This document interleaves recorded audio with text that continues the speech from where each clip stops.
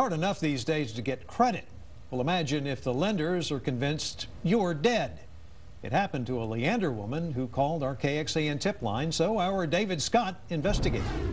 You keep coming up deceased. Helen McGill was shocked when she went to buy a travel trailer to learn she was dead. The financial manager came out and said, "Do you have like a copy of your card, because you keep coming up deceased?" So I was like, there's no way. 3 major credit bureaus listed her as deceased. I even paid at that point, too, to get my credit score. You can't get anything when you're deceased. No credit score, there's nothing. You don't even exist. Turns out Chase Bank was spreading word of her demise, had been for months. I went for so many months thinking that everything was fine, to come to discover that they've had me as deceased for the last 6 months. She tried getting Chase's attention by not paying her car loan. Didn't work. I quit making my car payment for the first 25 days, and they never called.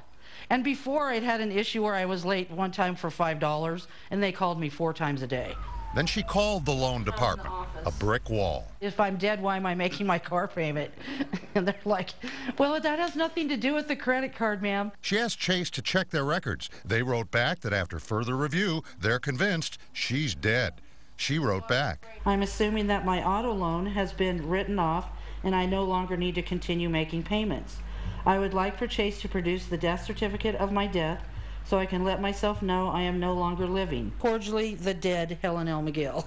Chase pushed back, telling Helen just what she could do with her claim she was alive. I had them also tell me if I didn't like what was on there, I can dispute it, and that's not my responsibility. It's theirs. So just how do you convince the system you're not dead when the system insists you are?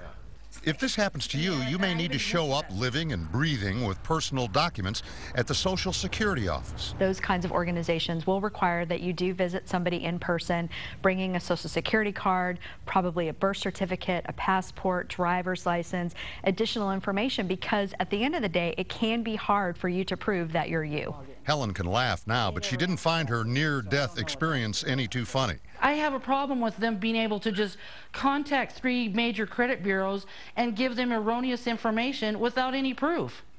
How can you do that? How can you do that without proof? Chase says the mistake is a mystery, maybe a clerical error, a typo, identity theft. But they have concluded Helen is alive. I checked my credit report Tuesday, and it has been removed. I haven't received any letter from Chase stating that they did remove it, but it was taken care of. That's a relief for Helen and her pets. As for that travel trailer she wanted to buy, well, it's probably gone now, but I mean, that was just the whole deal. Is like, wow, I can't buy anything because I'm deceased. At least you can hold off on that hearse. Helen McGill is alive and kicking. David Scott for KXAN Investigates.